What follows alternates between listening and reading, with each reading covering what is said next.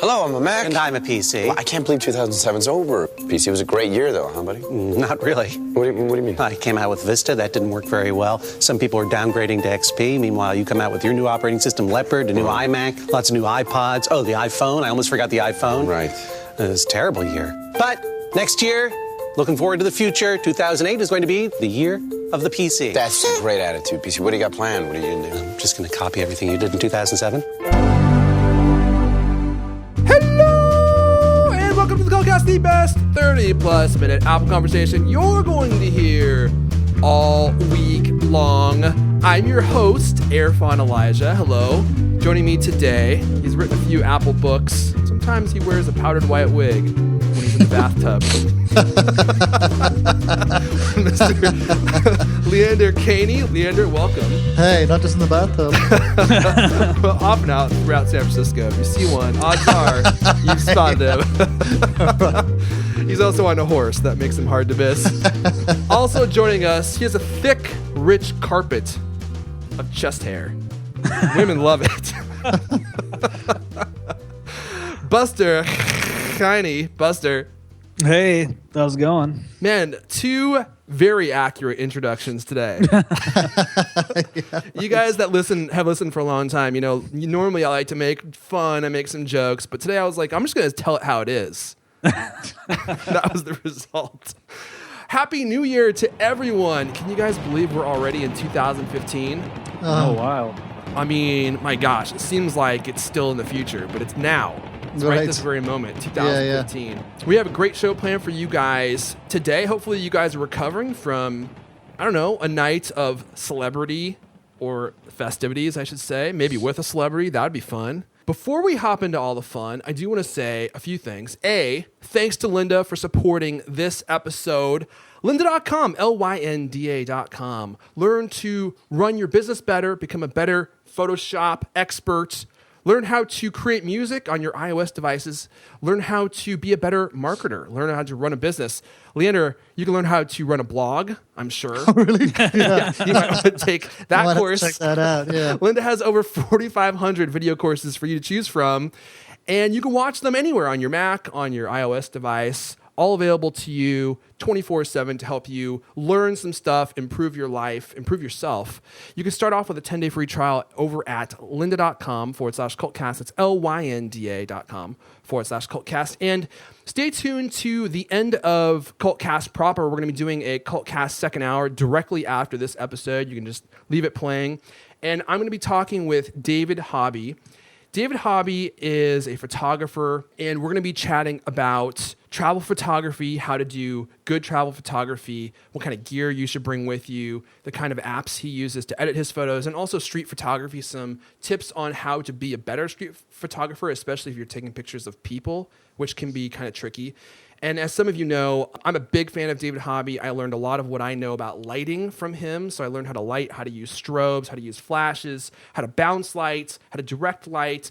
And he's helped improve my photography a ton. He has a website called strobist.com, strobist.com, where you can go and learn all the stuff I just talked about photography and lighting for free.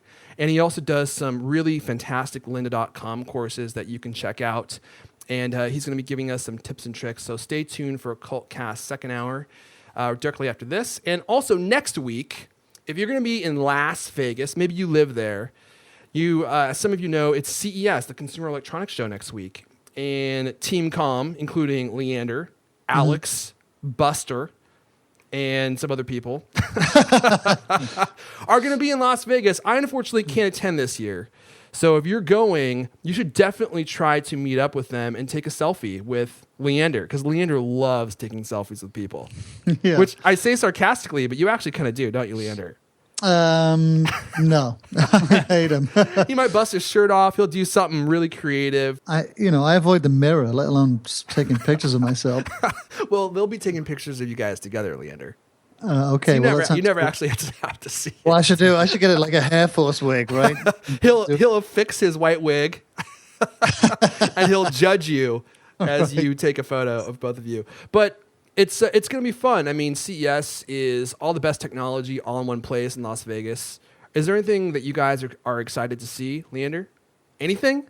Any devices, gadgets? Yeah. You know, like I was really wanted to check out all the. I mean, there's going to be a ton of health kit and home kit stuff there. So all these connected devices, you know, for fitness and for the home. Yeah, It's you're gonna- probably right. It's probably going to be a big thing this year. It's going to be a huge thing. And you know, Buster's been looking into it, and so you know, there's a ton of stuff, a ton of stuff. And unlike previous years where I feel like CES was kind of declining and becoming more and more boring each year, I think it had a big turnaround in the last 2 years. And last year, I really enjoyed myself. There was a ton of great stuff to see. The iLounge, where they have all the Apple stuff, actually had some stuff that was interesting and not just a bunch of Apple cases. So you guys will probably see a ton of great stuff while you're there. And also, since I'm going to be here holding down the fort, I'm going to be having our old pal With Hearts on. He's a famous Instagrammer. If you guys don't know who that is, he's got, Buster, how many followers does he have on Instagram? Oh, like 440,000. I don't know, tons of them. Though. And he just won an award, isn't that right? Yeah, he was named one of Ad Age's 50 most creative people, along with Mark Newson, Apple's new designer. Whoa, really? Yeah, Wow, good company. I thought you were going to say me. Johnny. Oh. I was like, I won? But that's not where you went. They just don't know. That's sad. So I'm going to have Corey Staudacher on. Go check him out on Instagram.com/withhearts. He has really, really beautiful photography. We're going to be talking about whatever is going on in his life. Also, we're going to be talking about mobile photography, the kinds of things that he does to make his photos really pop. He's got 440,000-ish Instagram followers, as I said. He knows what he's doing, and he'll be back to share a bunch of his tips. I know last time we had him on, everyone was like, those tips were fantastic. He has the best tips, Erfan. Please have him back on. So we'll be doing that next week. So please join us for that. Okay, guys, I have to know, did anyone get any good Christmas gifts? Oh, Christmas gifts. What can you name one really great thing that you got? Yeah, I can. Leander, did you get anything? Well, I did get something. Yeah, I got a couple of great gifts from my mom and from my wife. My mom gave me a tartan cap. So So you it's have like another. I look like tartan one of the cap. Three Stooges, a complete clown. And so, because I have to wear this thing. Wait, I got to look this up. A tartan cap? Yeah. I don't even So know does it what have a that big is. bill on it? Oh my god! got the You're gonna look plaid, like your too? grandpa. What color is it? Grandpa clown. Well, it's tartan, you know, which just means it's red. Okay, it's red. With that tartan. So that is tartan a pattern? in it. Yeah. it's tartan. It's Scottish. Oh my gosh, you're gonna Usually look it's so the cool in this thing. Does it have a big fuzzy ball on the top? But it should do. That's the classic design. Well, now you have to become a golfer, and you need to age at least 20 years. Well, I think I've done that. But yeah, that's bad enough. But then wait till you hear what my wife got me. Yeah, I'm dying to know. Oh my! So it's a it's a toilet seat. Wait. Does it have a bidet? Yeah. Oh! Okay, I'm going to go ahead and just go out on a limb here and say this is TMI. I think bidets are fantastic. I think bidets are the best. They're the best thing. I mean, our European listeners, I'm sure, will totally agree. I have a bidet in my house. You do? Yes, I have a bidet in my house. I've You had got it- one for years, and I Got it absolutely plumbed love it. in? Is it a toilet seat one or a? Yeah, it's a toilet seat one. Oh my! Where'd you get it? Welcome to the club. The first time it sprayed, I almost jumped through the ceiling. Well, you got to be careful you don't set the jet too high. Well, it was, it was high and hot and crazy, and it's like the weirdest feeling. Wait, yours has heated water? Yeah. Oh, wow. Yours is very posh. Oh, you don't Very have a posh. heated one? No. Mine's straight from the tap. So on a cold winter's day, you know. That sounds really unpleasant. Actually, I find it to be quite refreshing.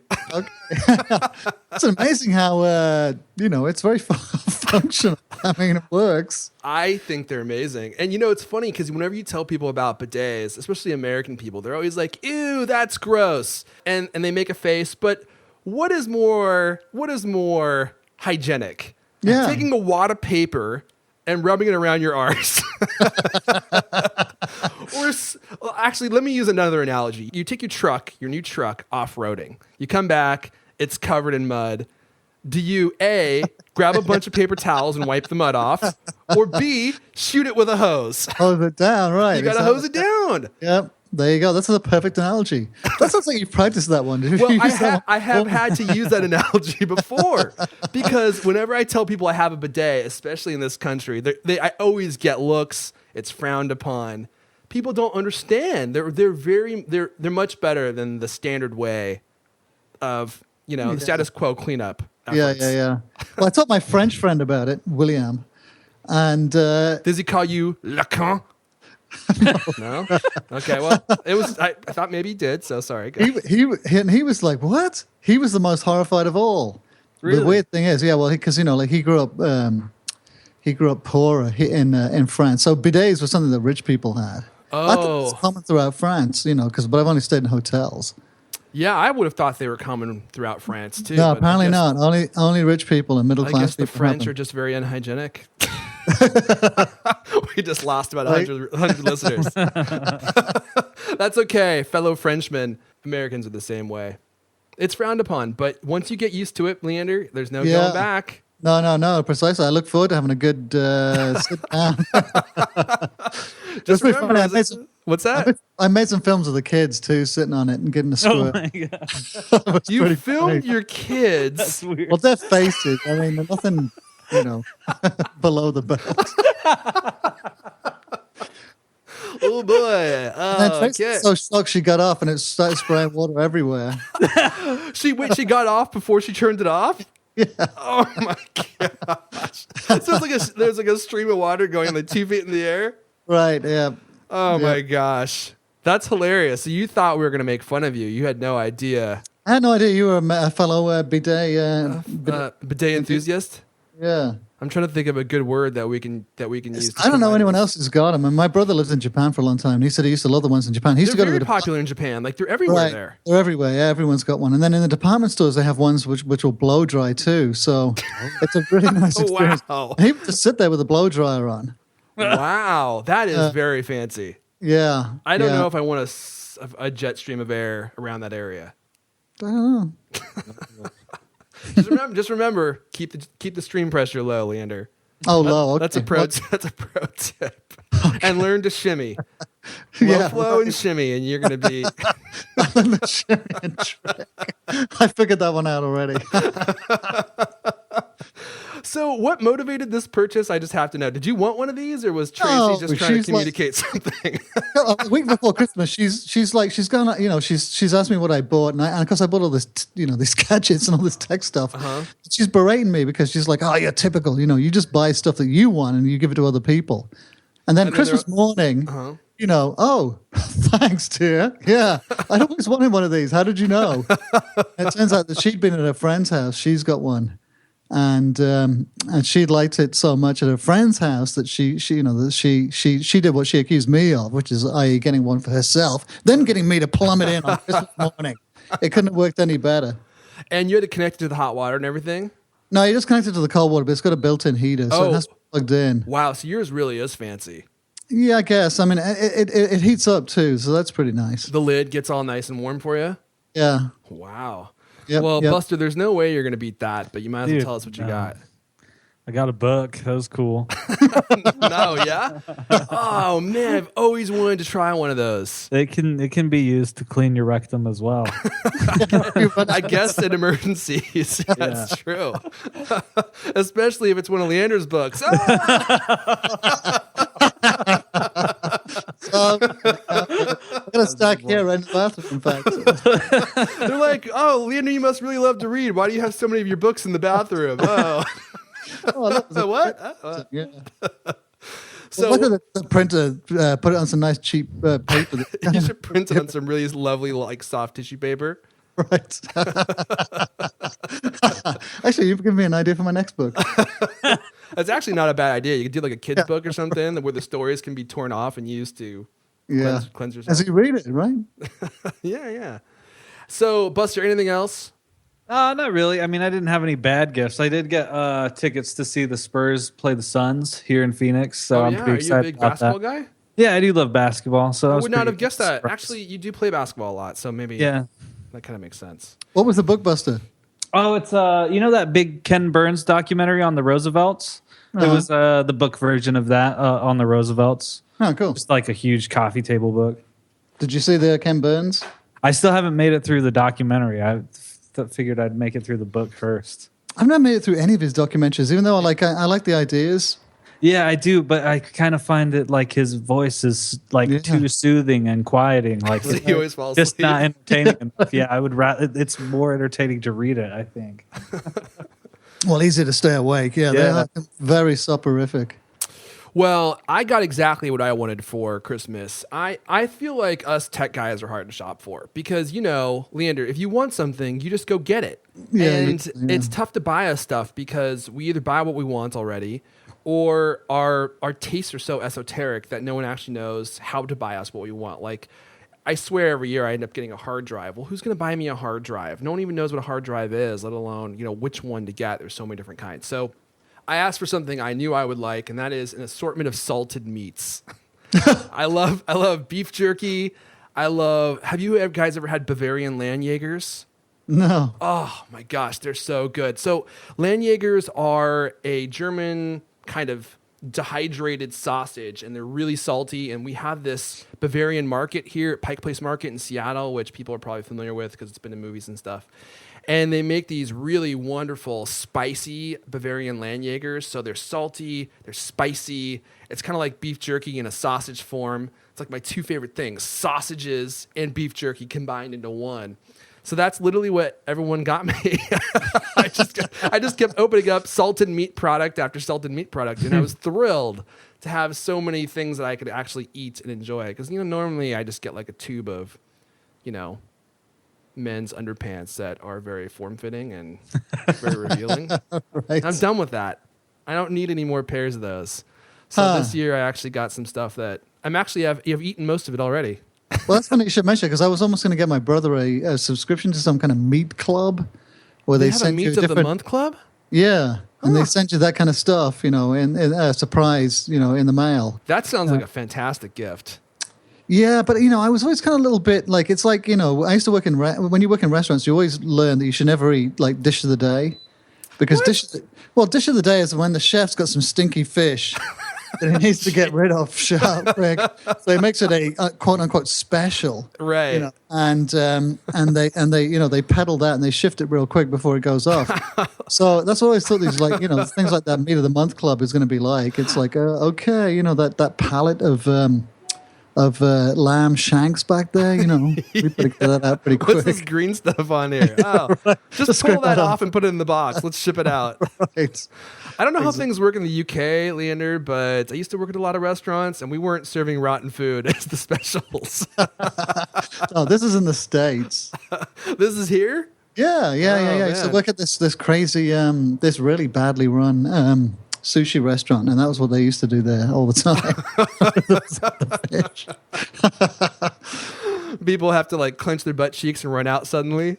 Yeah, well, like we used to everyone. There was a lot of sake flowing at this place. So Is this the same place that used to be a bartender at? no, I was just a waiter there, Oh, okay. but I helped myself to plenty of the stuff. I behind bet the you bar. did. Plenty of fish. He's like, we have to serve the stinky fish because none of the good stuff is left. It's all gone suddenly. Alrighty, well, let's go ahead and move on to some actual Apple stories this episode. I thought this was really amazing. And since we're talking about Christmas gifts, I'm sure you guys probably saw that video of that developer who gave his parents that very special Christmas gift. I have one more gift for you. What? For both of you. Only me and you, Daddy? See. So this developer from Video Shop, his name is Joe Riquelme. It has to be a nice present because this is special after this. And for Christmas, he decided he was going to pay off his parents' home, and they had no idea. What? So he sits there with his parents, and they're sitting there with him, and he just kind of indiscreetly hands them an envelope and is like, here's your present. And his mom was opening it.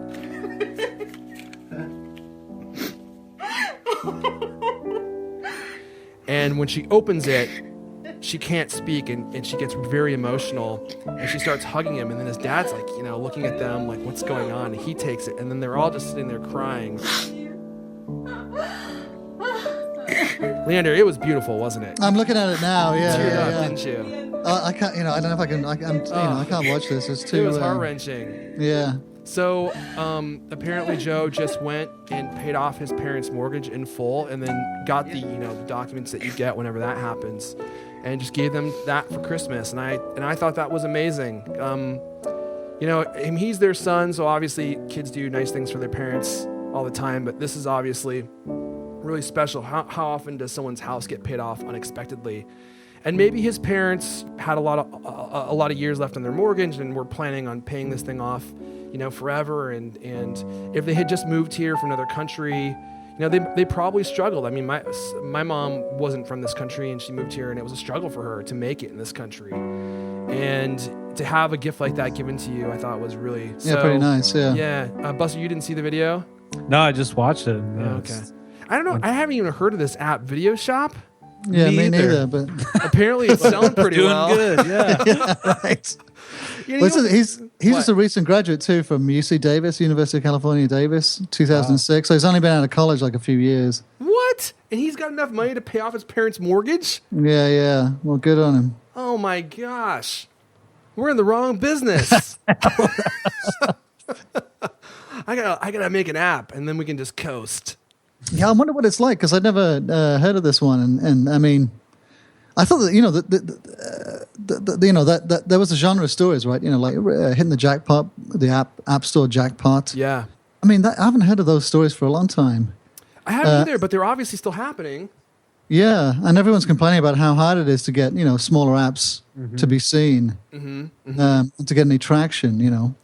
Well, apparently this guy was able to do it. My guess is a lot of apps. You hear about the hit it out of the park apps, right? The ones that everyone knows. But there's probably a lot of these smaller ones where this guy isn't courting the press. He's not sending stuff to people to try to get coverage. He's just has a good app that people like, and he's selling it.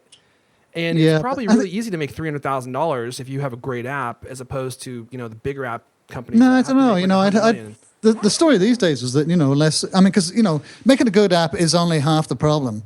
The problem really is getting attention for it. It's a marketing problem. It's getting people to know it's out there. There were a lot of people complaining that they were really disappointed by the amount of revenue they were getting. It was only a fraction of what they expected. Well, that's probably only gonna be compounded by the fact that Buster, you wrote the story on how the iPhone 6 is driving app sales to a whole new record, a whole new level. So apparently all the stuff or all the phones that were sold in the holiday season have caused, apps to skyrocket. And app downloads. App downloads, right, exactly. Apparently, previously, last year, the cap was, or the highest level was 7.8 million downloads in October, and this year it was like 42% more than that in November, and they had reached a level that they had never seen before. There's probably, how many apps would you say there are in the App Store? If you just had to guess. God, I don't know, man. I'm going to say like 500,000 maybe? God, yeah, at least I'm going to say, man, do you think there's 1 million apps in the App Store? I think so, yeah. I mean, you're right. How would you ever get, let's just say the number is 500,000, even if it's more. How would you ever get your app noticed by anyone? Well, there's so many crappy apps. Most of them that's are the crappy. biggest problem. Is I feel like Apple needs to put a ban on really crappy apps. Like, I can't tell you how many like pitches a day I get in my inbox for, hey, will you review this app? And I look at most of them and they're all just so bad, man. Yeah, that's they really are. I mean, I do think that. I mean, I hear what Leander's saying that marketing is a big problem, but I still think if you make a great app, then I think it will, shine eventually. I think agree it's just too. a little bit harder. I think if you make a really great app that meets a need, so actually you're actually doing something that brings value to the marketplace, and someone uses it and they say, "Oh my gosh, this actually helped me. This is really great." They'll tell their friends about it, or they'll make a stink about it and other people will download it and your reviews will be positive and people will download the app more. That's not to say that it's not hard or it's not easy or it's easy to get attention when you first build an app. It probably isn't at all. But there's all sorts of crazy weird apps on the App Store that get reviews. I mean, people are buying fart apps, right? Yeah, I mean, some of like the worst apps too, it seems like, are on the top of the charts sometimes. Can you think of one? Oh, I'm going to look it up right now and just The talk charts crap tend to be- about every top app. There was Marco Arment was complaining about this on Twitter all this last week about the fact that the Apple's the built-in discovery tools that Apple has uses top 10 paid, top 10 free, top 10 grossing. They're all they skew towards all of these well-known apps. Yeah. Or apps that don't from big publishers that don't need that kind of from big publishers who don't necessarily need or who have the resources to to do their own kind of marketing to try to get attention for it. And that he's complaining his podcast app, and that's done extremely well. But I think, despite the fact that he didn't really get much help or any help from Apple, and of course everyone's had the same problems. We had the same problem with our Newsstand magazine, which I thought was really pretty good. But of course, it was in Apple's it was buried in Newsstand, and then it goes onto the Newsstand page in iTunes, which is like buried about 8 levels down, and it was in the new and noteworthy for a little while. And then it kind of disappears, and then unless you know to go looking for it, you don't know it's there. And it never once, goes on the front of iTunes or in the other places where people visit to go look for stuff. Yeah. So, and we have the same with the Coldcast, right? I mean, even though it's a popular podcast, it doesn't really pop up into iTunes ever. No. In fact, you're absolutely right. I mean, we have one of, I don't want to pat ourselves on the back here, but we have one of iTunes' most popular podcasts.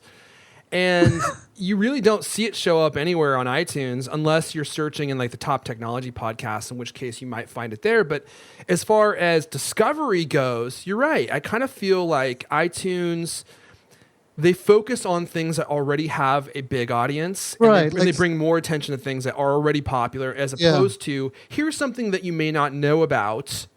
You should try it out. So it's not very good for discovery. Right. Well, it's a hard problem because they're pushing Serial, right, which is a great podcast, and of course, it's the kind of thing that I think an editor over there would think, oh yeah, a lot of people might like this, and so quite rightly they put it on the front page. But like surfacing other stuff that's a little quirky, a little less mainstream, to fulfill that discovery function. Even though it's great for like that vast majority of people who are putting content up there, it doesn't necessarily serve the mainstream audience. I think it's a tough problem. I think so too, and I know that Apple is trying to figure out how to make discovery easier in iTunes for music and for podcasts and everything. But they have so much content, and when you're navigating on a mobile device, especially, they try to really simplify the experience. You're not bombarded with results. And sometimes I'm surprised that you receive so few results when you're searching for something. It just doesn't show you very much.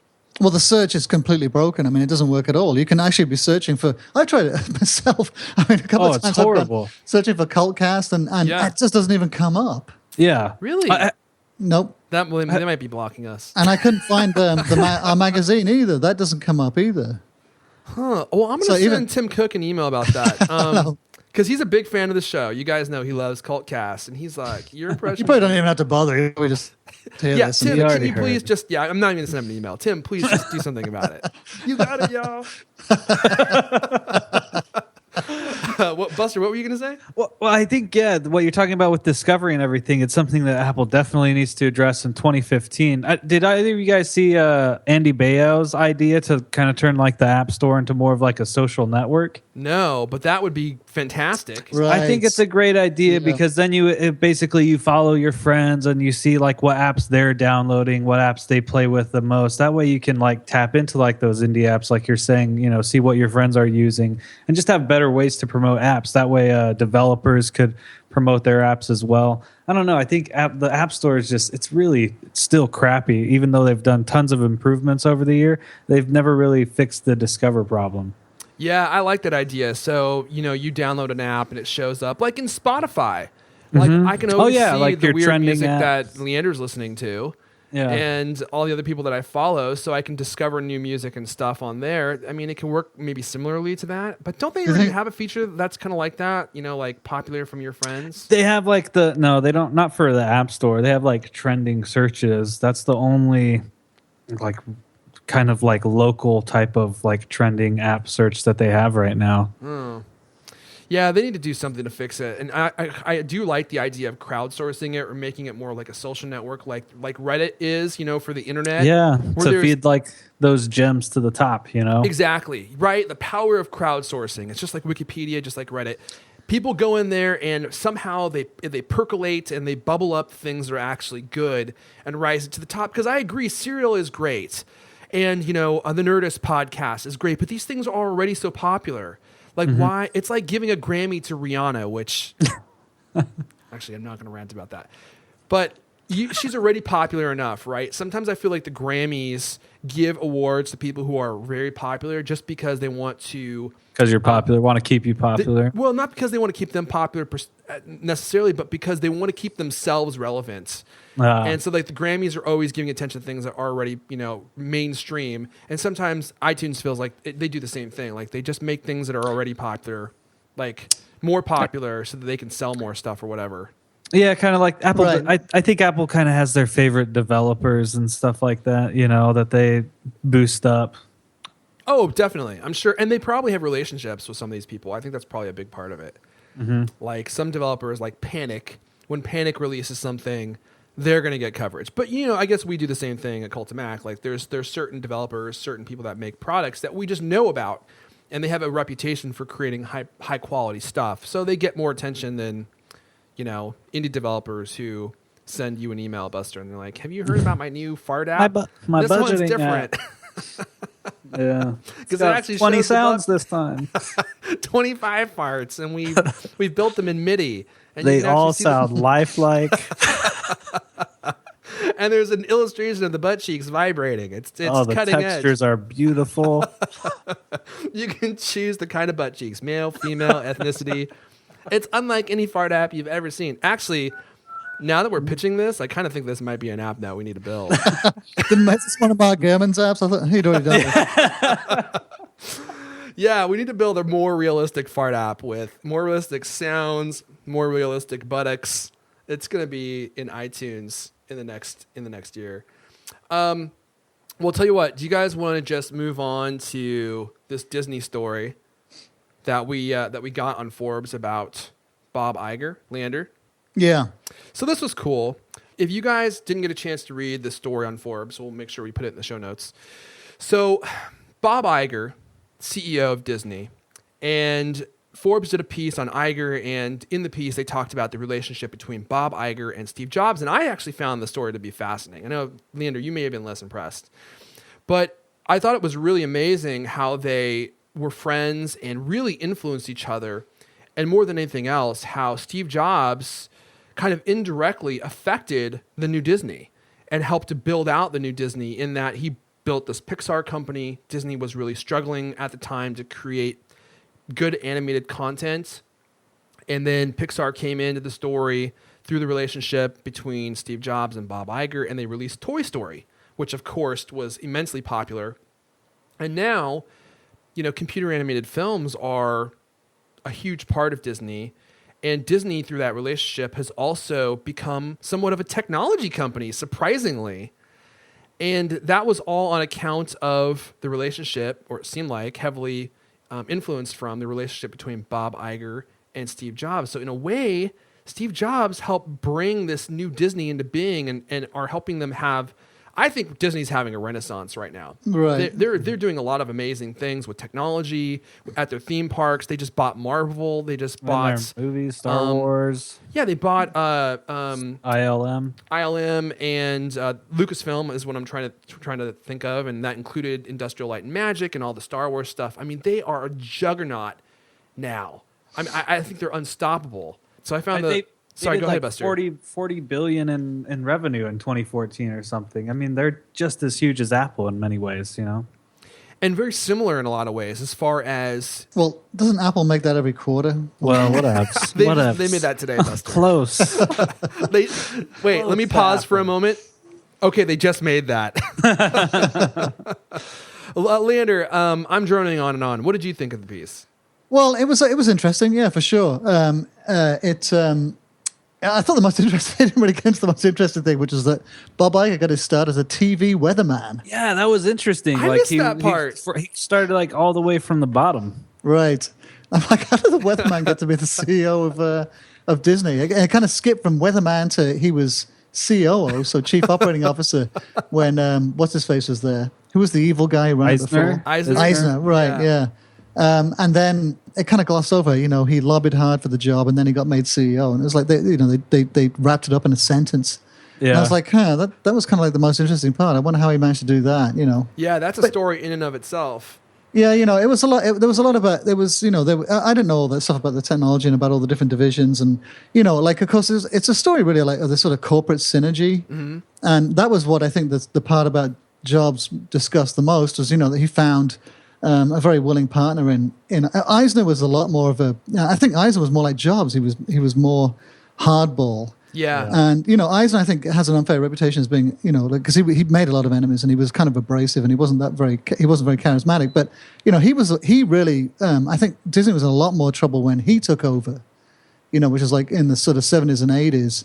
And he set up a lot of the deals. Like he was the one who bought ABC and ESPN and all these other cable networks that now account for more than half their revenues.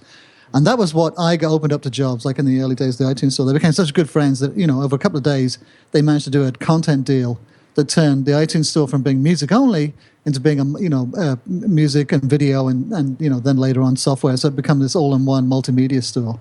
But you know, they were saying in that piece that the sort of the shoe dropped when Jobs and Iger were able to make a sort of buddy deal. I was surprised when iTunes started carrying video content and Steve Jobs announced that Disney was going to be providing it. I was very surprised. Because Disney has always been very proprietary with their content, right? That's true. They had the Disney Vault, and they would only release content at certain times, and then they would lock it away forever, and you wouldn't be able to buy it. And all of a sudden, all this content's available on iTunes. I thought that was incredible. True. Yeah, very true. What I didn't know is that Iger actually pursued Steve Jobs, and in the piece it talks about how when Iger got hired as CEO, he called his family. I think he called somebody else, and then he called his old boss, and then he called Steve Jobs, whom he didn't even know that well, and very intentionally went after Steve Jobs and courted Steve Jobs and said, "Hey, look, I know you were kind of didn't have the best relationship with Eisner, but I want to heal that relationship and work together." Yeah, and I mean that one telephone call led to all these, you know, different interactions, and with Steve Jobs owning being Pixar, the biggest single Disney stockholder when Pixar sold to Disney. Right. I mean, what would Disney be without Pixar now? Can you even imagine? I can't. Yeah, right. Yeah. And it didn't spell it out in that piece, but, you know, like you just said, I mean, the fact that he phoned him up, of course, that was obviously to do with Pixar rather than Apple. Mm-hmm. But then they made the piece seem like it was, you know, about the sort of the Apple technology rubbing off on all the technology mindset, that intersection of, like, you know, the technology and the liberal arts. Mm-hmm. That mindset was rubbing off on him. But yeah, Pixar had all you know, everything to do with that relationship in the early days. And one of my favorite parts in the piece was when they were talking about Tim Cook talking about Iger, and he said that Iger wasn't afraid to lose sight of the shore. He was willing to, I'm paraphrasing now, kind of follow technology even away from Disney tradition and do things that maybe Disney wouldn't normally do. And that's really, I think, what has helped Disney become so successful these days is the fact that they're so willing to, kind of like Apple, just totally shoot the baby and take something that's making them a lot of money and do something drastic that they've never done before. You don't agree? He says that, but go on, Buster. They never shoot the baby. I mean, if you go to Disneyland, they've never shot any of their babies. That would be a popular. All I'm trying to say is shoot the baby ride would be very popular at Disney. I mean, they still, like, Mr. Toad's Wild Ride is still, you know, an attraction at Disneyland. So they never really let everything go, you know. Well, maybe not everything. Yeah. I get what you're saying. He said that, but the last few paragraphs of the story was talking about unbundling, right? You know, I had their relationships with ESPN and ABC, with the cable networks, and of course, there's a lot of talk about HBO. They're going to start selling, their content directly to customers Right. instead of going through the cable companies. And of course, if they could, everyone would love to unravel the cable companies' stranglehold over the media distribution, and Right. people want to get unbundled content. So he says, oh yeah, he's never afraid to lose sight of the shore, and he's very adventurous. But then the last part of the story goes on to talk about that and how they're trying to unbundle Disney content, ESPN especially, live sports. I mean, Apple TV. That's one of the biggest reasons Apple TV will never, or at the moment can't become a standalone set-top box, is because you can't get live sports on it. No one is going to make a choice of an Apple TV over a cable box, because it's so limited. So, and then he goes on to say, well, he knows that this is what people want, but he dare not unravel that hugely, hugely important business relationship, because, there's no way they can replace those Revenues. Those revenues. No, Yeah. not by selling directly to consumers. Not now, anyway. Did you say that ESPN and the other broadcast ABC. networks that Disney owns are half their revenue now? Yeah. I think it was, yeah, because Wow. there was a graph I saw a couple of days ago where they broke it out, and it was like huge. That's by far the biggest part of their revenue. That's incredible. I wonder how much the parks actually make them. I doubt it's a big chunk. I doubt plus, it's a big chunk too. And you got the Marvel universe too, plus Star Wars. I mean, they have such huge franchises coming, out of the Right. gate. I don't Yep. know how anyone's going to compete with Disney. I mean, Oh, it's ridiculous. From an entertainment perspective. They have the parks, which kind of give you that interactive experience when you go and make you feel like you're a kid again. And then they have Marvel, they have Star Wars. I mean, they have some And of the then they biggest have franchises Disney, in the world. And then they have Disney, right? And Pixar too. Did you guys see Frozen? I've seen it like a billion times haven't because I seen got it a yet. niece. Surprise, Really? surprise. How was it busted? You know what? I hate to say it, but it's good. Yeah. I mean, yeah, the stupid song is in my head all year. But Did you see Tangled, Buster? I saw Tangled as well. Yes. Did you like that? Frozen is better than Tangled, that's for sure. Elsa's just a way cooler princess. Well, naturally. I'm all about the cooler princess. I like Tangled a lot too. That was one of the first Disney movies I've seen in a long time that really legitimately impressed me. And made Yeah. me think, wow, Disney has actually really got something here again, because I haven't seen anything that really drew me in quite a long time. Frozen, it's the highest grossing animated film of all time now. So It's I think- everywhere. All the kids that I know have Frozen this, Frozen that. I mean, the merchandising on that is It's rid- insane. And I mean, it came out over a year ago, and it's still Has it the been a most year? popular. Yeah, it's still the most Wow. popular kids movie. It's crazy. So I I was think around a bunch of kids over Christmas, and it was like Frozen dresses, Frozen tops, Frozen pants, Frozen shoes. It's like in Spaceballs. Have you guys seen Spaceballs? Not for a long time. Merchandising. Oh, you need to watch that. It's Frozen the toilet paper, Frozen that's what the I- lunch pail. That's what I always hated about Disney, was that was the way that they could merchandise everything they ever did. Oh, Yeah. they got the toys. Yeah. Yeah, and the cultural influence. There was a long time when I felt Disney was truly evil.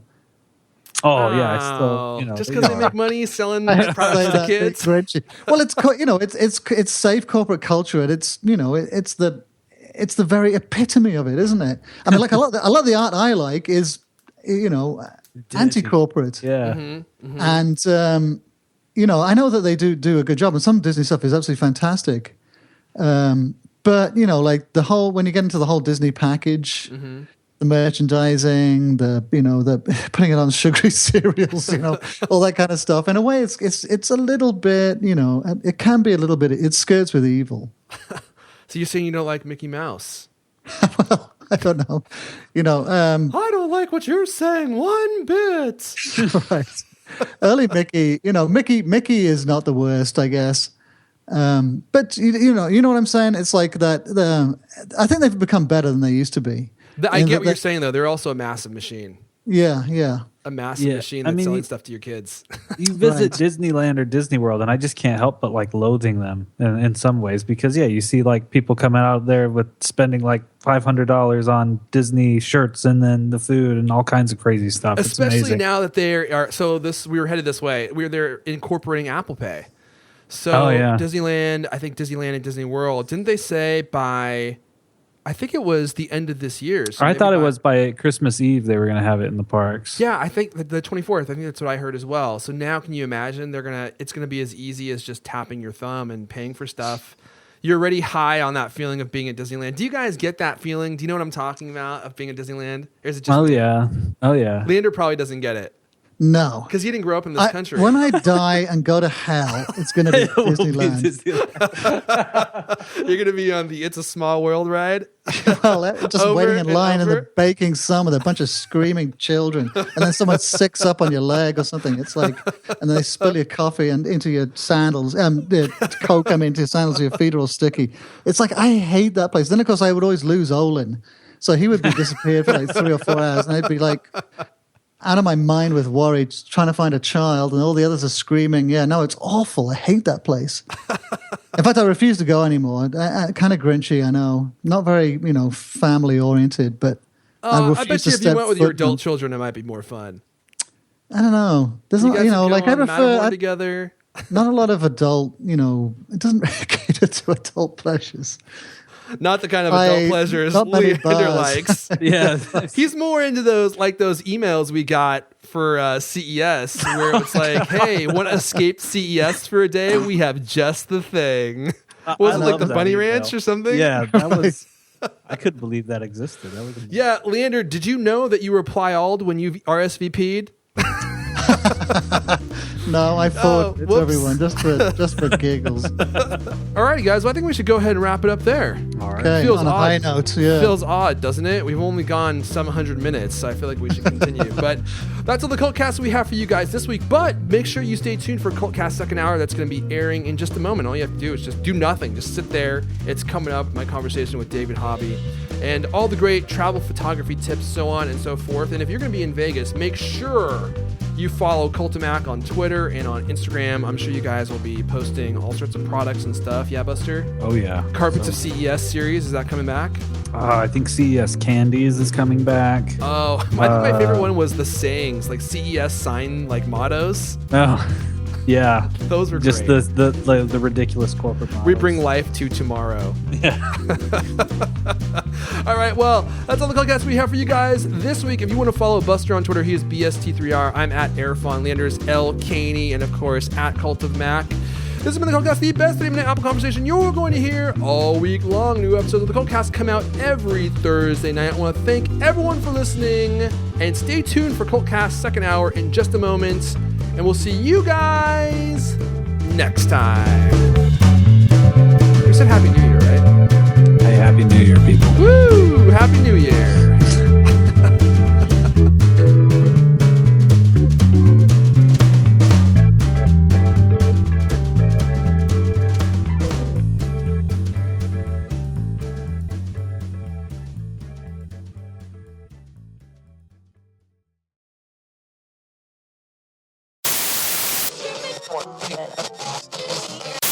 The only thing I would mention is I can kind of hear your microphone sliding around, I think your shirt or something. Okay. So if there's I will, anything that you can do to kind of keep that. Yeah, I'm stripping down nude right now. Okay. So Perfect. I'll keep it. I find that works very well. Got it. Cool. Okay, let's just jump right into it. Hey everyone, welcome to Cultcast's second hour. Thanks for sticking around. We have a very, very fun show planned. I'm Airfon Elijah. You guys know me. Joined by David Hobby, who is I'm just going to use some descriptors for you that I think are accurate, David. Renowned photographer. Jeez. No. Well, okay. World-renowned teacher. I'm stopping you at renowned photographer. I'm like a utility infielder photographer, but renowned is a strong word. But you are well known. You are very well known. You're also a lynda.com instructor, and by the way, Lynda is supporting this discussion, so thank you to Lynda for that. And I was surprised that you were one of their instructors, because I have actually been following, I guess, your teachings. It sounds like you're my guru. I've been following your Sensei. teachings. I prefer sensei. Okay, I will refer to you as sensei for the rest of the segment. Right. I have been following Strobus. So you started a website called Strobus.com, and your slogan is "Learn how to light." And at the time when I was really trying to figure out how to do lighting and how to improve my photography, I kind of stumbled across your website, and I learned a great deal from all the different tutorials and stuff that you had on there. I learned how to light better, and I learned how to take better photographs. I learned how to use my SLR better. I mean, just my photography improved dramatically through your websites. And I'm not alone. You kind of have a large community of people who have been kind of bolstered and have improved their own work through the Strobist community. Are you still doing Strobist, by the way? It's still ongoing, right? It is, but as of the beginning of 2014, I kind of went from feeling like I owned it to where it owned me. Mm-hmm. So I recast it as rather than a 2 times a week blog, because God knows we don't have enough photo blogs right now. I recast it as an information archive, and I really only update it like once a month or so, but it's updated with more significant things when it goes up. So yeah, I kind of like quality over quantity as well. And I feel like there's a lot of websites out there, especially in regards to photography, that are just kind of putting out a lot of content, but not necessarily anything that's very, very useful, which is why I think Strobist was so popular, because you were putting out these tutorials, these really high quality tutorials, and they were totally free. You could go through them. I would imagine they took a lot of time to actually put together. And when you went through them, you actually got to a point where you could see there was a market improvement in your own ability, which is probably why you got so popular. You said you started was Strobist started in 2006, you said?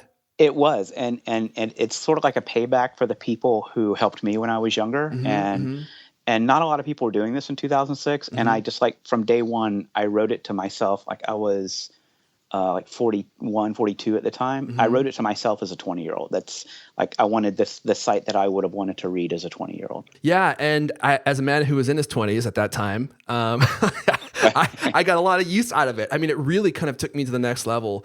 And as I said, you built up a huge community of people, and now your primary focus is actually photography, right? You're traveling everywhere, and it's great because all these guys that you used to reference on Strobist, like Zach Arias, Joe McNally, these really well-known photographers, now you're kind of shooting with these guys and doing assignments with them, right?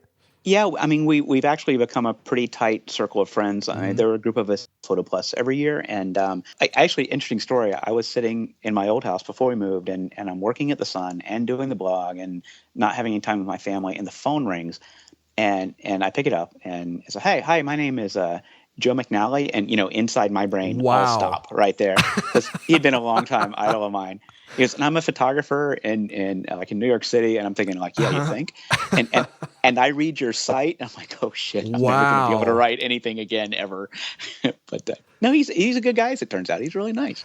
Back up a moment. So when for people that don't know who Joe McNally is, he's a very well-known commercial photographer, really beautiful photographs. And you used to always reference his work. I remember when you started appearing with him in different capacities on shoots and stuff. And I was like, this guy's made it. He's been talking about Joe McNally specifically for such a long time, at least, on Strobist. And all of a sudden you're kind of like his colleague.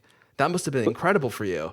It's really funny. We became very good friends because we are complementary in a lot of ways. Like, he had been particularly successful building a standalone career, just like a project-driven, self-generating photographer for 20 or 30 years after he started a newspaper. And that was really where I was at that point. I was leaving a newspaper and had to figure out what it was that I wanted to do with my life photographically.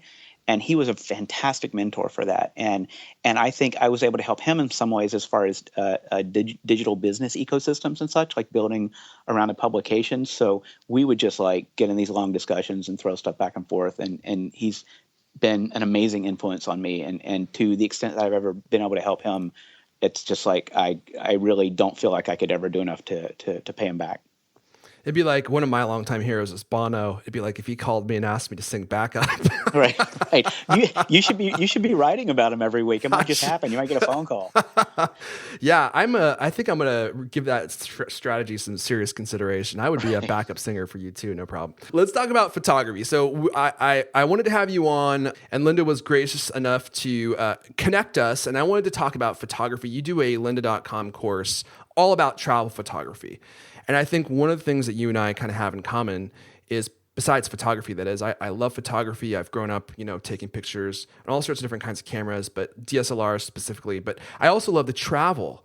And travel photography is really challenging. You're out of your element, and it's always a question of, well, what gear do I bring? Especially if you're going on a long journey. The trips I usually go on are, 6 weeks to 8 weeks. Right. And you have to be really cognizant of how many pounds of gear you're going to be carrying around with you. When you're walking around Paris for 8 hours, you don't want to have a 3-pound camera around your neck. Let's start with gear. When you're walking around, when you're traveling, what do you normally take with you?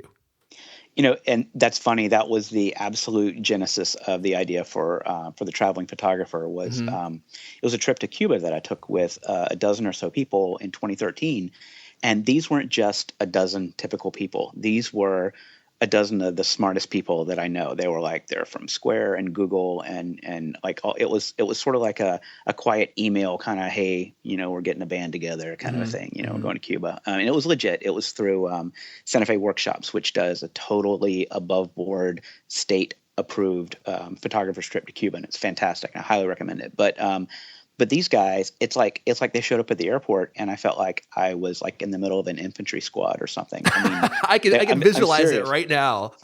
Well, and they're good photographers, but more important is these people are really smart. And I looked at that, I'm thinking, are you freaking kidding me? I mean, this is a tropical country. It's hot. You're carrying more around your neck literally than most families will earn in several years, as far as in a developing communist country. I just couldn't. I couldn't rationalize that, and I went just with a Fuji X100S. I had just gotten the camera, fallen in love with it, and it was a defining moment for me for how little I choose to travel with, and for the people that were with me. By the end of the week, I think a lot of them were really coming around to the idea of not carrying a full weight pack, out for that 8-hour walk in the city. So I should mention the Fuji X100S is a mirrorless camera with a fixed lens. So you don't have to worry about carrying your 2-pound DSLR body around and your menagerie of lenses, and then your carrying cases for those lenses. But you also lose some flexibility. You're unable to zoom because you don't have a zoom lens with you. Well, if you bring your feet, that's cool. You can zoom with your feet. I'm a big fan of that. You're the most manual kind of zoomer. You just walk in closer. Well, no. So it's easy to look at this in terms of restriction. I see that particular camera, which has since been replaced by the X100T, although I'm still using an S because I there's an emotional attachment to that camera. It was the first digital camera that I ever fell in love with. Wow.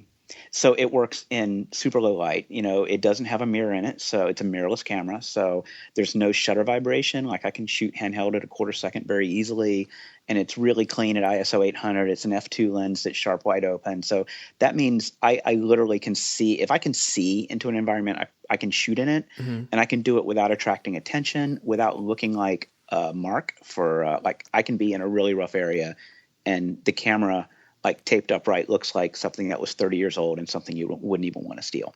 You're right. It does look like an old film camera, which I love about it. I think a lot of people probably love the aesthetic of that camera. Fuji did an incredible job designing it. They did. They came out with the X100, which looked beautiful, but wasn't quite there. It was hate is not the opposite of love. Indifference is the opposite of love. And I hated that camera because of what it could be, but it wasn't. I'm indifferent to Sony's, the cameras that feel like you're holding a misshapen box of playing cards or something. I mean, this camera was so ergonomic, but it wasn't great at focus and had a couple other little quirks.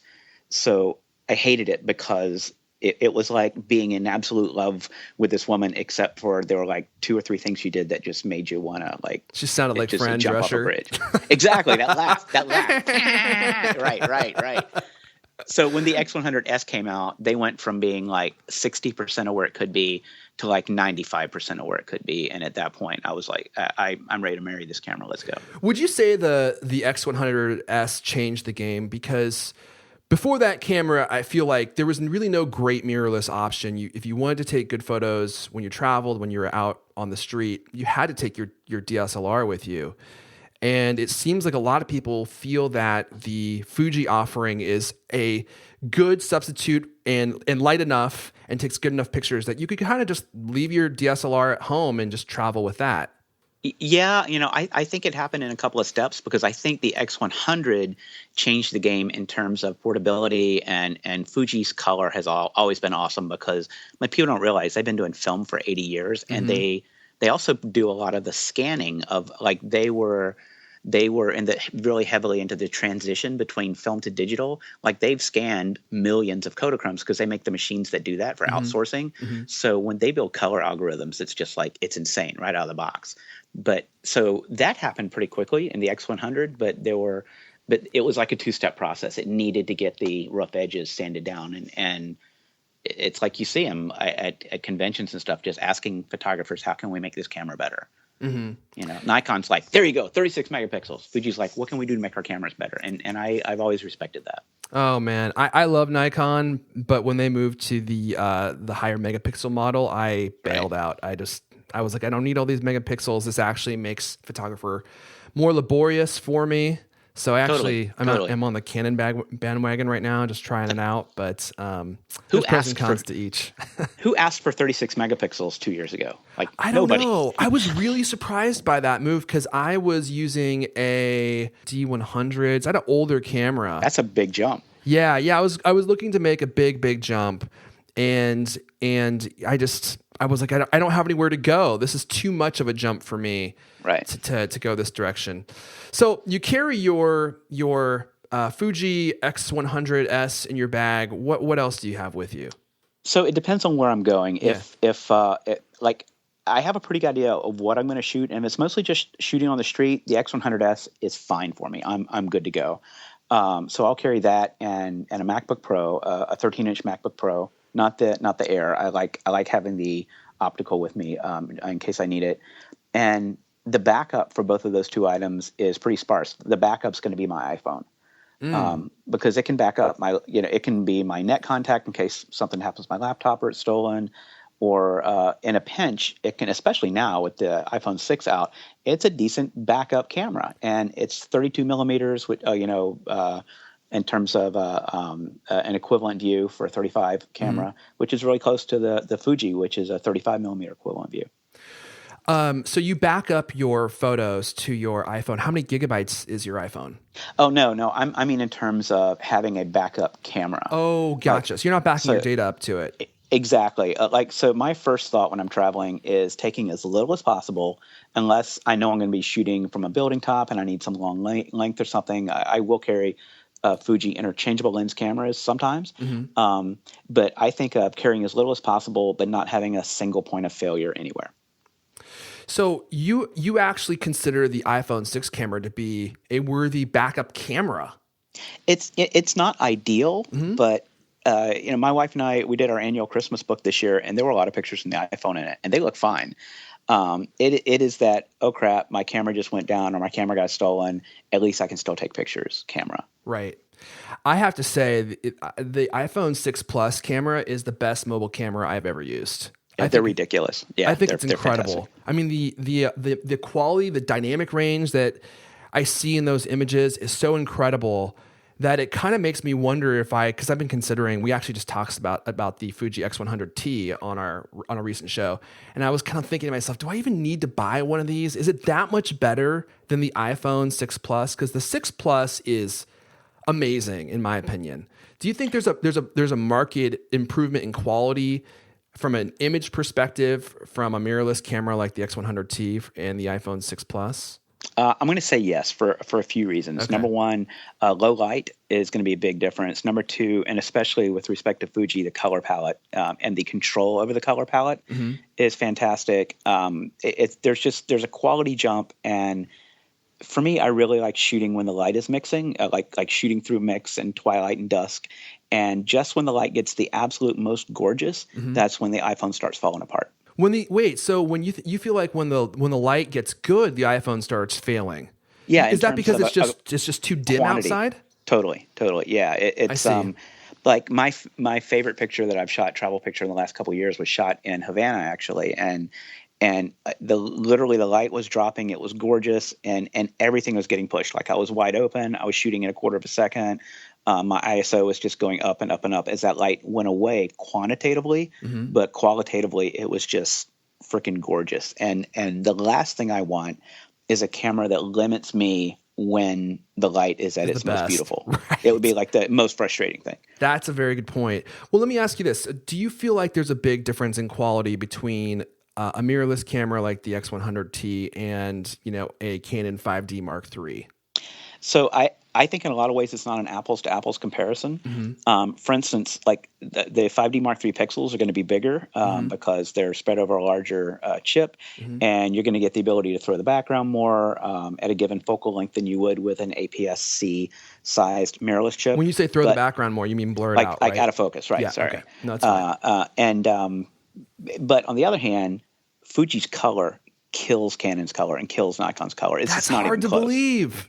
That is hard to believe. It's really not. If you think about the color and digital DNA that the different companies have, like Fuji's black and white right out of the camera is just like, it's ridiculous. And the ability to set up individual palettes and then shift the color and shift the contrast internally throughout the range and all the stuff that they do.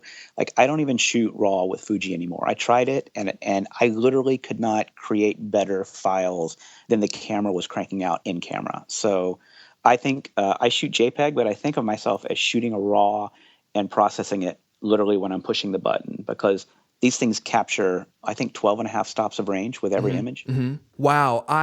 So you're not even shooting RAW anymore? Because I always shoot RAW. I mean, it's kind of the photographer's mantra, right? Shoot RAW. And on my Canon 5D Mark III, I don't think I've ever used the JPEG function, because you want to be able to go into Lightroom afterwards and finesse it and make things better. And so you're saying that it gets it right so often that there's just no need to do that. Well, I'm definitely giving up something by not shooting RAW occasionally. Certainly burst and card space. Like, I can go in with a 16 gig card and I've got a bottomless pit. It's a workflow thing for me. And at the Sun, where I used to shoot, the Baltimore Sun, where I was a staffer, we shot JPEGs. We learned to shoot JPEGs and get them good in camera. Because we wanted to see our kids, literally. And at the end of each day, we would have to archive everything we shot with a CD burner, like every frame. And the guys that were shooting RAW, that was like a 45-minute process. And the guys that were shooting JPEG, it was like, a 5-minute process. We're like, that's pretty easy. That's an easy choice. So you kind of felt like you were getting maybe 80 to 90% of the image quality or the kinds of images you would want to see in JPEG, as opposed to having to spend all that time in RAW, kind of finessing your images to make them just marginally better. Is that kind of your thought? Yeah, well, it's more like I want to be a photographer when I'm being a photographer. I don't want to just like there's some of these guys that are just like, I only shoot RAW. I'm like, well, that's great. I'll push the button and then I'll worry about everything later. I really like the feedback that I'm getting, moment to moment in the digital back, and I think it's a more legit choice with the Fuji than it was with the Nikon. With the Nikon, I felt like I need to go in there and make the color better. I really feel like it just does a great job in camera, and a lot of the people that I talk with, they feel that way too. It's like, you can go to RAW, but it's the same. You can take a phase one on vacation if you want absolute maximum quality, but is that the best workflow choice all the time? Probably not. I guess that's kind of the overarching consideration to this entire conversation, right? Is you could take a DSLR with 3 different lenses and get some. Sorry, that's okay. Phone. I really like your ringing. ringtone. Yeah, it's very festive. You could take all that gear with you. You could take a tripod and all this crap with you. But then when you're on your vacation, I've done that, and you're carting around all this gear, and it kind of just makes your vacation suck, because you're constantly tired. Your neck hurts. You have all this gear that you're carrying around with you.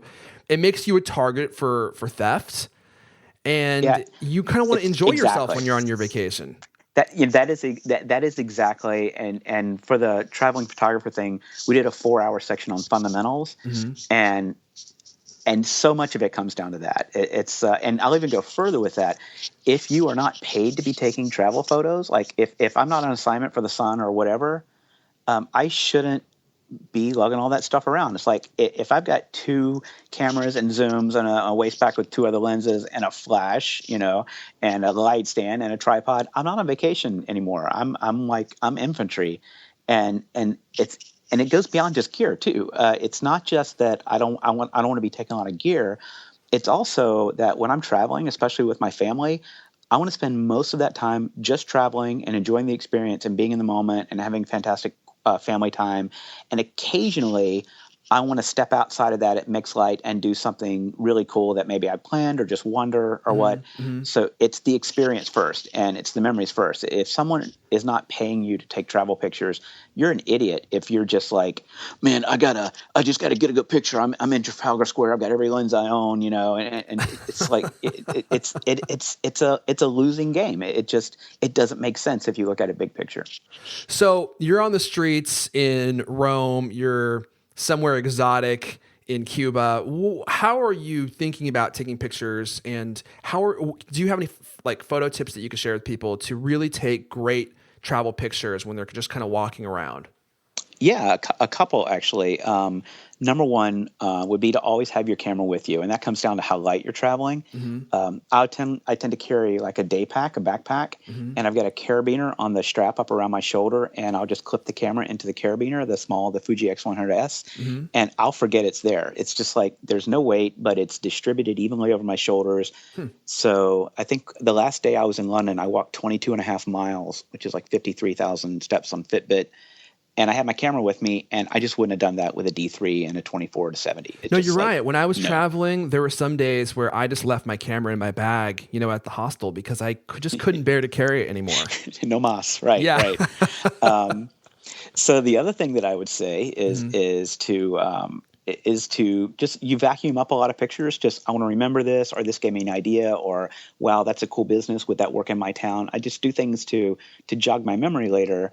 But there are some things that you see that have potential. You should be willing to stop and put 5 minutes or 10 minutes or 20 minutes into waiting for something to converge and make it a better picture. And then finally, I would say that you should just be upfront with your family and say, look, Mixlight kind of belongs to me as a photographer. I want to create as much time and space all the rest of the day as I possibly can to hang out with you guys and everything. But for the time from maybe 15 minutes before sunset to 30 minutes after sunset, I'd really like to be here this evening. If you guys want to be here, that'd be fantastic. And maybe come up with things that work both ways, like looking out at Paris from Sacré-Cœur is a fantastic example of that. It's a sunset party, but it's also a great place to shoot pictures. So you can spend minimal time outside of family/traveler mode and get maximum return. And you can often cross those over because there are cool activities to do at dusk that also yield great pictures.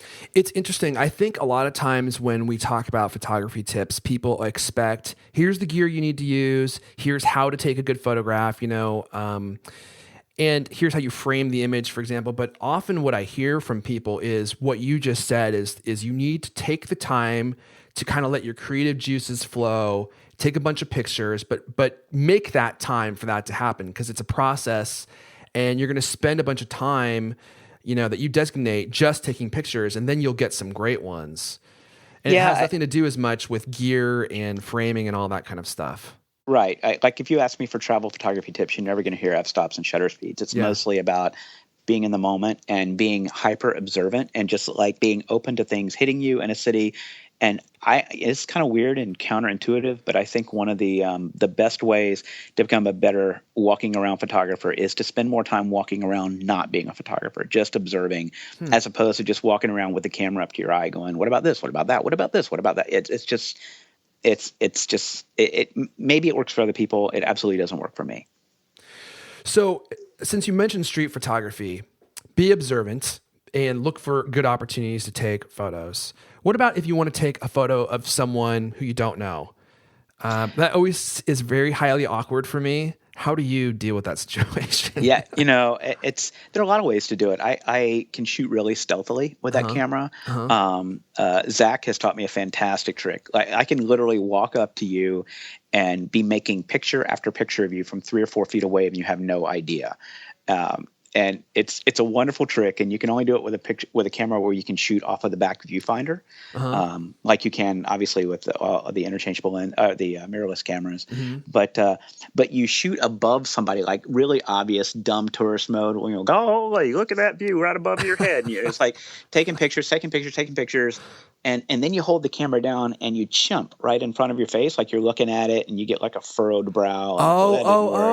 So you pretend like you're looking at the image you just took, but then you're actually taking a picture of them. You can stick a camera right in someone's face and shoot again and again and again. That's good. And you also need a mirrorless camera for that, because it's got to be very quiet. That's the less ethical way that I would say. But like if you don't want to disturb what someone's doing, if that is what's making the picture, I'll do that in a heartbeat. Okay. But if you want to create a moment with someone and actually meet them, God forbid, you actually meet someone from a different country and such, then I'm going to point you to Steve Simon, who is he wrote a book called The Passionate Photographer, which is phenomenal. And it is really about that developing interpersonal connections with people, like quickly and over time, and just that asking with your eyes if you don't speak the same language, and just that gentle bedside manner that all really good photojournalists have, and like the great ones have it better than other people have it. I agree with you.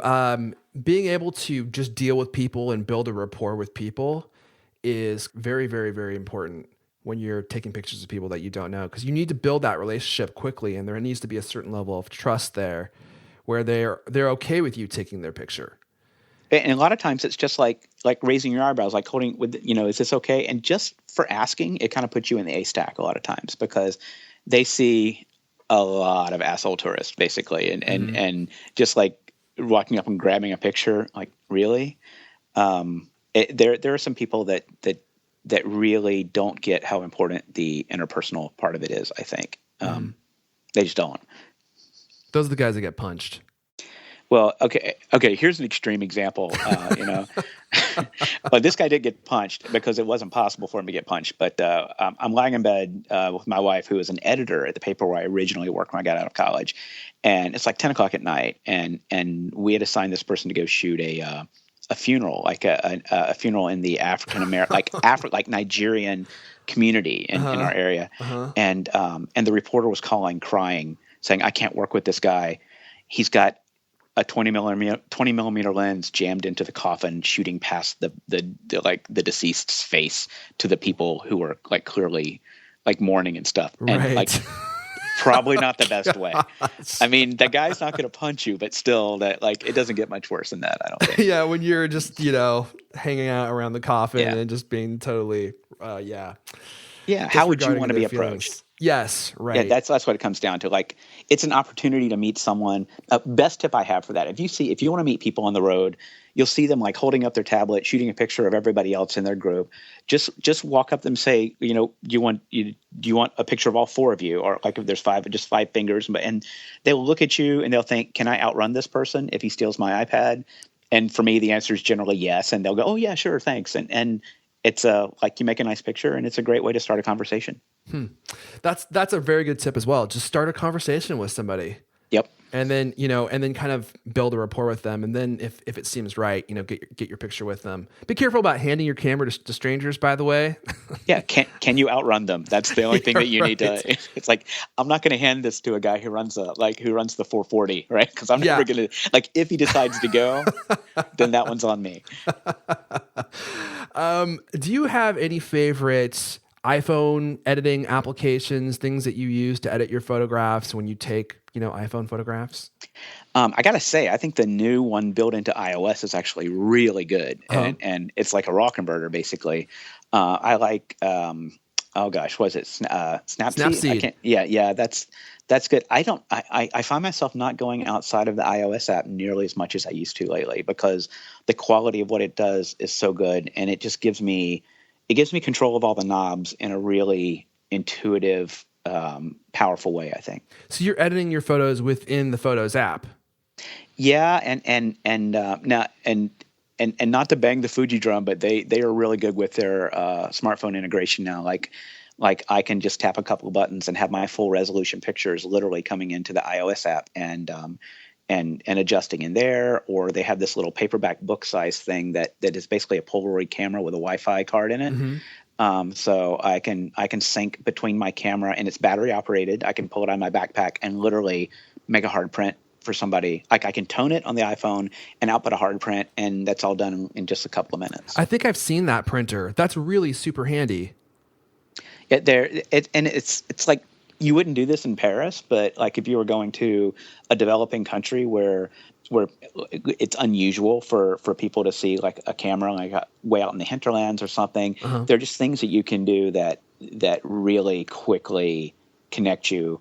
We were shooting Pakistani wrestling, Kushti wrestling in Dubai, in one of the empty.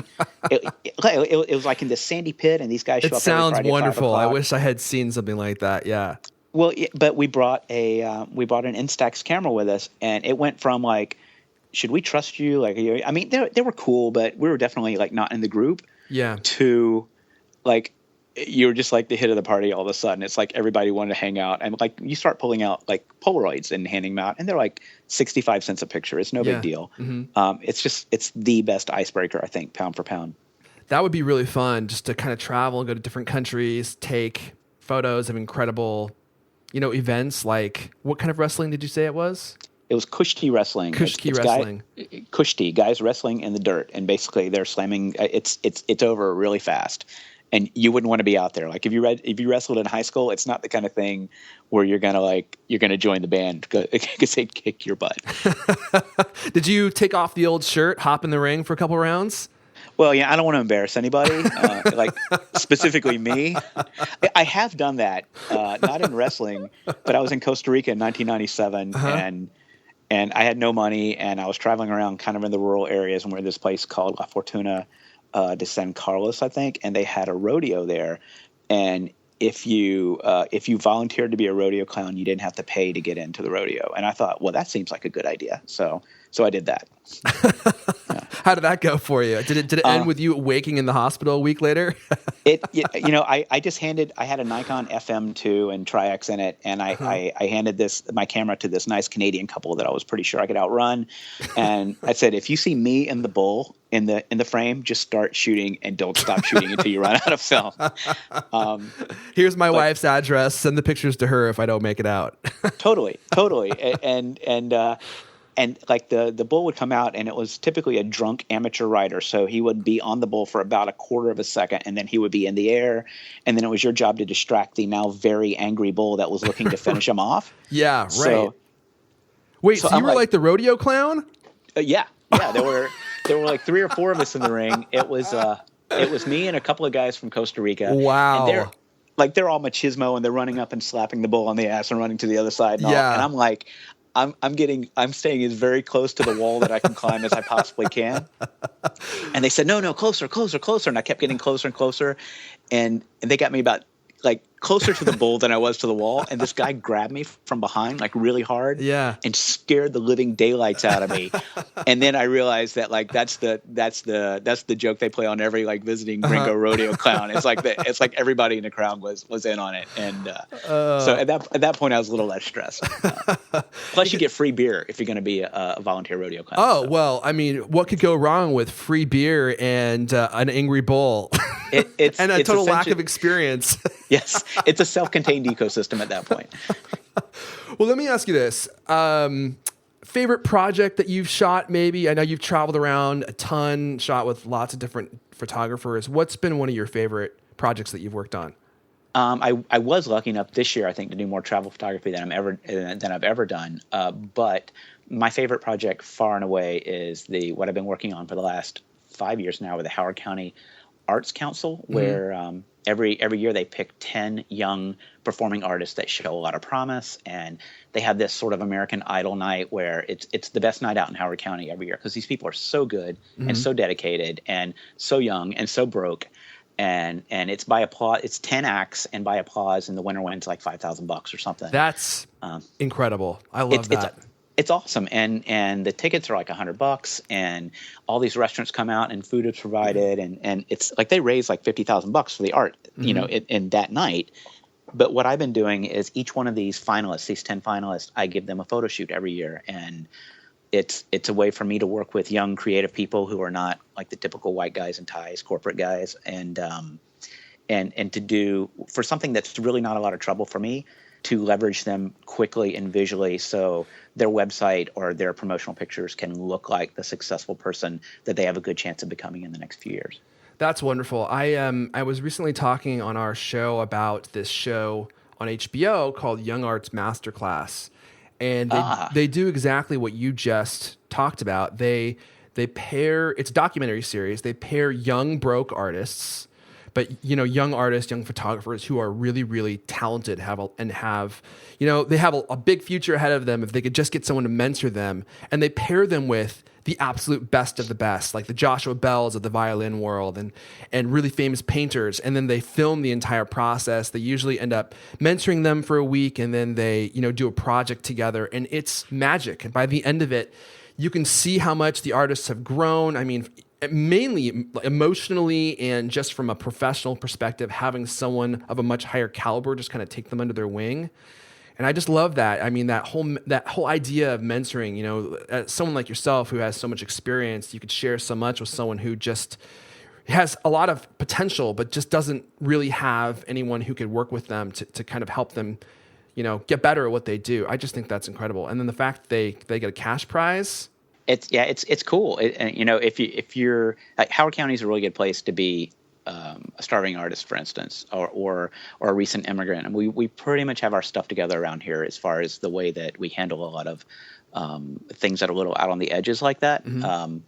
And not saying that what I'm doing is any great thing for them, but it's something that's easy for me, and potentially they have the ability to leverage it into something really cool. So as a photographer, I'm looking. I don't think of myself as someone who takes pictures and f-stops and shutter speeds so much as, all right, what's the coolest thing that can happen because of my pictures? Now, if that's attainable, that's something I can work towards. All right, now what am I going to have to do to make that happen? So I tend to think that way rather than just who will pay me to take pictures, and it opens up lots of new doors for me, I find out.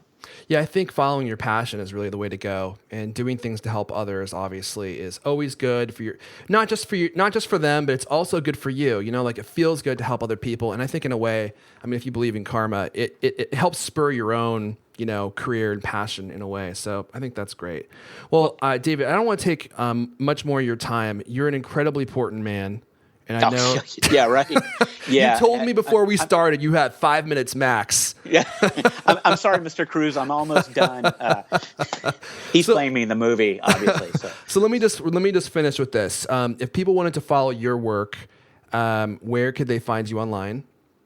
Well, Strobist is it's a cool information archive for with the occasional new thing if you're into lighting and some cool, like just what we were talking about, some of the ecosystem around that. Mm-hmm. But I spend more time than anything probably hanging out on Twitter. That's the easiest place to ping me or interact. And then and those two vectors point to a lot of different places. Basically, what's your Twitter handle? Strobist. Oh, Strobist. At Strobist. Are you on Instagram? I am not. It's like me and Facebook. We just don't get along. You don't see eye to eye. No. And then you're also teaching some Lynda courses. The one that I saw was the Learn How to Take Better Travel Photography. And are you teaching any other courses, or is that the primary one? So no, there's a Lighting in Layers series of 7 DVDs that I did in 2011 that also is on Lynda, which is kind of how we got introduced to each other. I think I watched some of those. Yeah, so those are there. If you want to learn, if you want a pretty in-depth ride-along tutorial on how to light on location, those are there. And Lynda's got a lot of cool content. I really got to give them credit for how they're building the photo section lately. They're just like, we want to make the photo section as big as the how to use Photoshop software section. So they're going nuts, and more power to them. That's cool.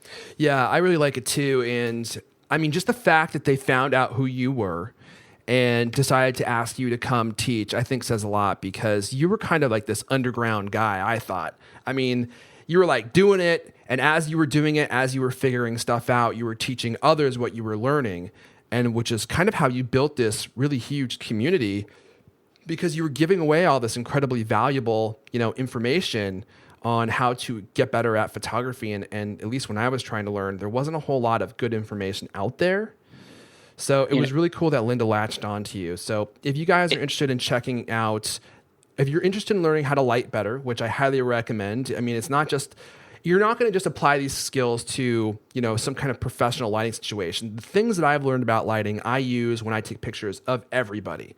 Whenever you have a family shot, you're taking pictures of your friends, the things that I have learned have improved my photography all across the board. It's not just like I'm doing professional commercial photography, which I'm not. And then also, if you want to learn how to become a better travel photographer, head on over to lynda.com/cultcast. Linda's giving a 10-day free trial. So if you are so motivated, you could watch all of David Hobby's courses in 10 days if you wanted to. Make sure you have some coffee. Thought, dude. My mom didn't even do that. Make sure you have some coffee so you can have some late nights.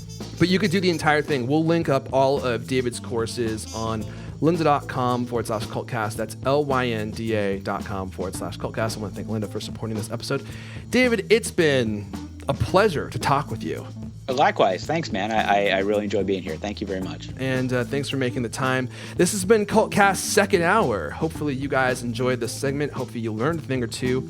I'm Arifan Elijah, and we'll see you guys next time.